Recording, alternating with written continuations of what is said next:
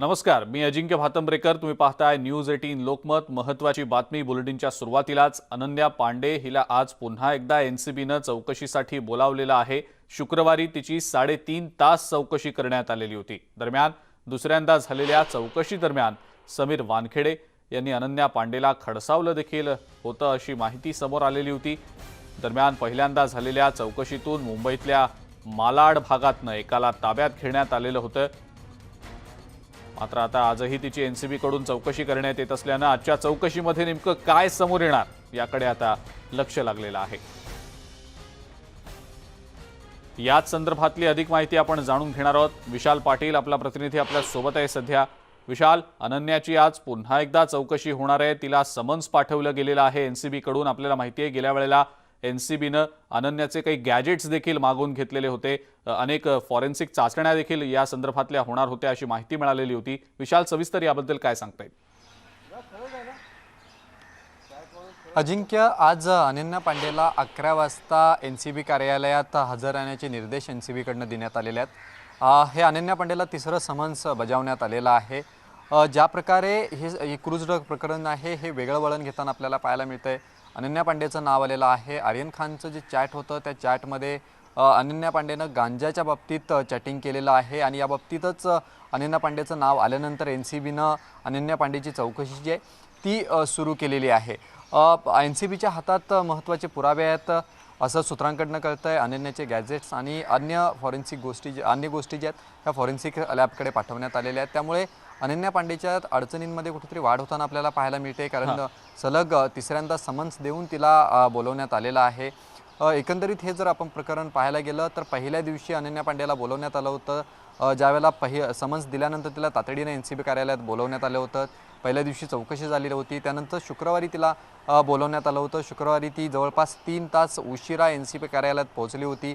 त्यानंतर एनसीबीचे अधिकारी समीर वानखेडे यांनी अनन्या पांडेला खडसवलेलं सुद्धा आपल्याला पाहायला मिळालं होतं की हे तुमचं प्रोडक्शन हाऊस नाही, ते एक सेंट्रल एजन्सीचं ऑफिस आहे आणि या ठिकाणी तुम्हाला वेळेत यावं लागेल असं त्यांना सांगितलं होतं. आज अनन्या पांडेला 11 वाजता एनसीबी कार्यालयात बोलवण्यात आलेलं आहे.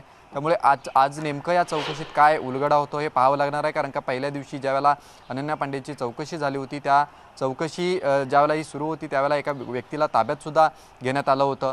त्यामुळे आजच्या चौकशीत नेमकं काय होतं हे पाहावं लागणार आहे. आजच्या चौकशीत काही खुलासा होतो का किंवा अन्य काही बॉलिवूडमधल्या लोकांची नावं या क्रूज ड्रग प्रकरणाशी जोडली जातात का हे पाहावं लागणार आहे.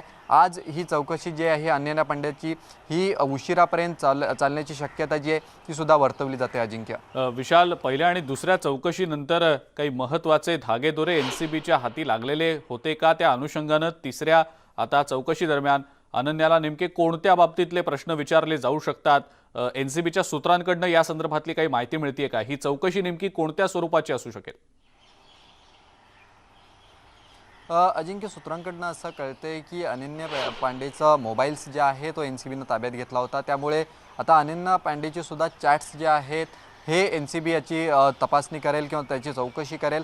आर्यन खानला ज्या वेळेला एनसीबीनं ताब्यात घेतलं होतं त्यावेळेला आर्यन खानचा मोबाईल ताब्यात घेण्यात आला होता आणि व्हॉट्सॲप चॅट जे आहे ते पडताळून पाहण्यात आलं आणि व्हॉट्सॲप चॅटमध्येच अनन्या पांडेचं नाव जे आहे हे आलेलं आपल्याला पाहायला मिळालं.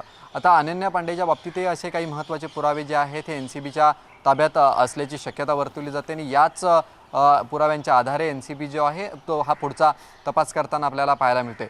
त्यामुळे अनन्या पांडेच्या या व्हॉट्सॲप चॅट्समध्ये जर काही गोष्टींची नावं आली किंवा काही गोष्टींचा याच्यामध्ये उल्लेख झाला तर अनन्या पांडेच्या अडचणीमध्ये वाढ होईलच. मात्र अन्य ह्या सगळ्या गोष्टींशी जोडलेल्या व्यक्तींना सुद्धा एनसीबी जे आहे हे समन्स देऊ शकते. त्यामुळे आजची चौकशी महत्त्वाची आहे. आजच्या चौकशीत एनसीबीच्या नेमकं काय होतं हे पाहावं लागणार आहे. बिलकुल विशाल, आणि यासोबतच कालच्या दिवसभरात देखील काही धक्कादायक घडामोडी घडलेल्या होत्या. काही धक्कादायक दावे केले गेले होते. काही वक्तव्य समोर आलेली होती. एनसीबीच्या अनुषंगानं या सगळ्या वक्तव्यांकडे अनेक चर्चांना अनेक इतर शक्यतांना उधाण आलेलं होतं. विशाल, या सगळ्याबद्दल देखील नेमकं काय सांगता येईल?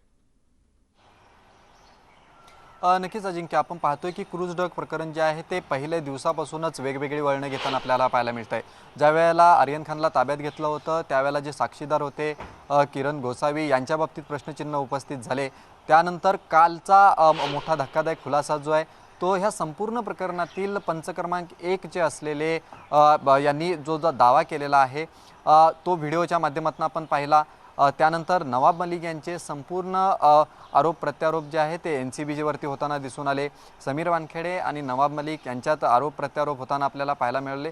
त्यामुळे एकंदरीत हे प्रकरण जे आहे ते वेगळं वळण घेताना आपल्याला पाहायला मिळत आहे। ज्या पद्धतीनं पंच क्रमांक 1 यांनी काल ज्या व्हिडिओच्या माध्यमातून हा खुलासा केलेला आहे त्या बाबतीत समीर वानखेडे यांनी मुंबई पोलिसांना पत्र लिहिलं। त्या पत्रामध्ये त्यांनी असा उल्लेख केलेला आहे की हे संपूर्ण प्रकरण आहे हे माझ्या वरिष्ठांकडे आहे, त्यामुळे माझ्यावर कोणतीही कारवाई जी आहे ती करण्यात येऊ नये असं त्यांनी मुंबई पोलिसांना पत्र लिहिलंय। त्याचबरोबर त्या पत्रात त्यांनी अनेक गोष्टी नमूद केलेल्या आहेत की मला या ड्रग्ज प्रकरणात कुठेतरी अडकवण्याचा प्रयत्न केला जातोय, मला नोकरीवरून काढून टाकण्याची धमकी दिली जाते, त्याचबरोबर मला तुरुंगात टाकण्याची सुद्धा धमकी दिली जाते। अशा सगळ्या गोष्टींचा उल्लेख जो आहे तो केलेला आहे। आणि या पत्रानंतर नवाब मलिक यांनी सुद्धा एक मागणी केलेली आहे की मी मुख्यमंत्री आणि गृहमंत्र्यांना भेटणार आहे आणि या संपूर्ण प्रकरणाबाबत SIT नेमण्याची मी मागणी करणार असं त्यांनी सांगितलंय। त्यामुळे हे सगळं क्रूज ड्रग प्रकरण एक वेगळं प्रकरण वळण घेताना जे ते आपल्याला दिवसेंदिवस पाहायला मिळतं। अजिंक्य, बिलकुल विशाल, धन्यवाद। सविस्तर माहिती तू दिलीस त्याबद्दल आणि या संदर्भातले अपडेट्स आपण वेळोवेळेला घेणारच आहोत।